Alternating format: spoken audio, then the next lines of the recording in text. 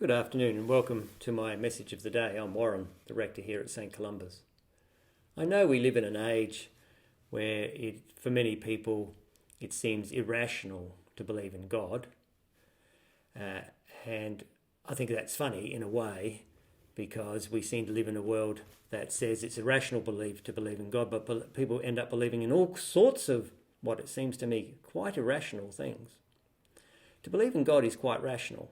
And I mean that in the best sense of the word rational, to take account of what is happening in our lives.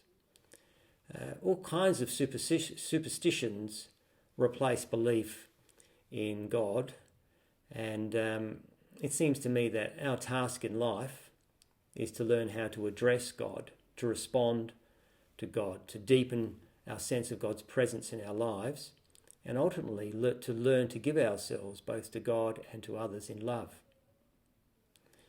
One way that you can do this is to attend a church service.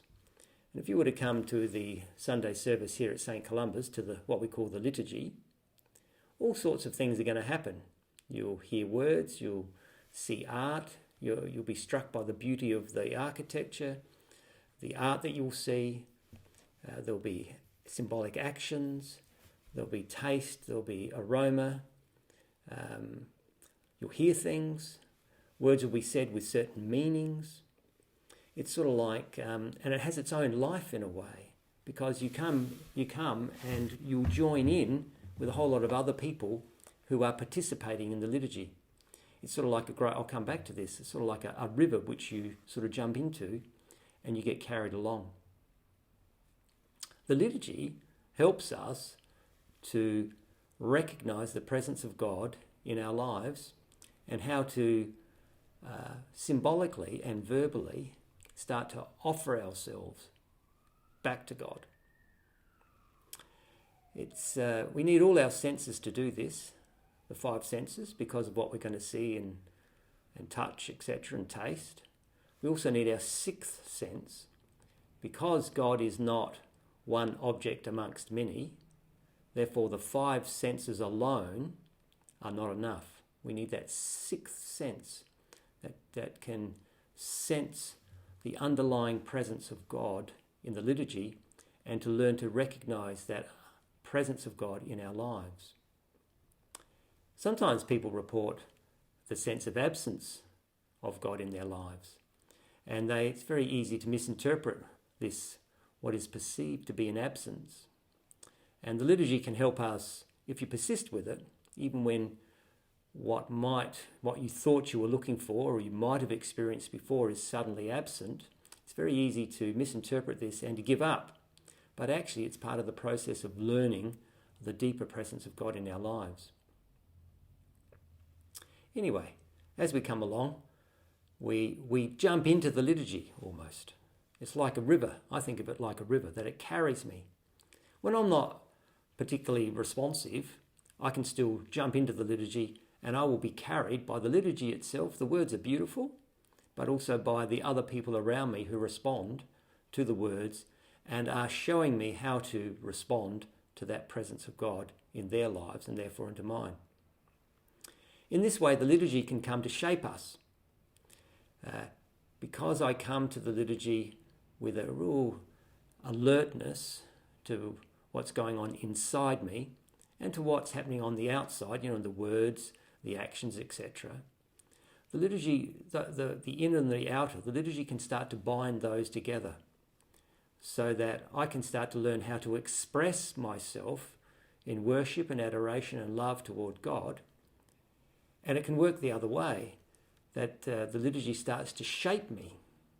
So I can express outwards, but also the liturgy is shaping me in how to see my life, the world, to understand God's presence in my life. The elements of the liturgy do this. They help us express, but they also shape us. Attending the liturgy since I was a child has really changed me. And attending the liturgy, it's a lifelong task. So if you come to a Sunday worship at Hawthorne and you expect to somehow have a bolt of lightning from heaven or something, I mean, maybe so, But actually, even if you did, you'd still attend the liturgy week by week and expect that experience to change and to be modified in a way, because it's not enough on its own.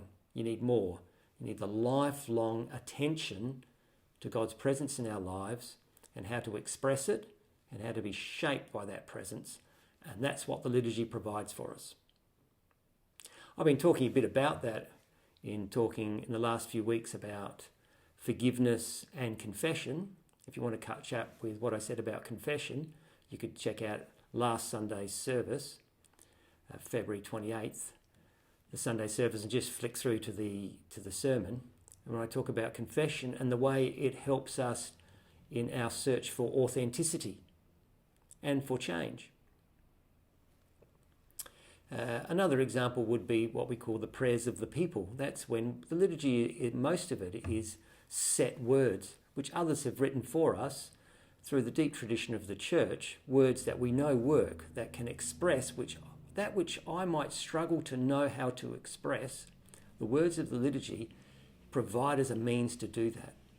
But there's a part in the service that we call the prayers of the people, where someone will get up and say some prayers. Yeah, and it's an invitation for us to join our prayers, our particular needs at that point. But interestingly, even that experience is shaping me, because it relocates what I think are the big issues into broader issues.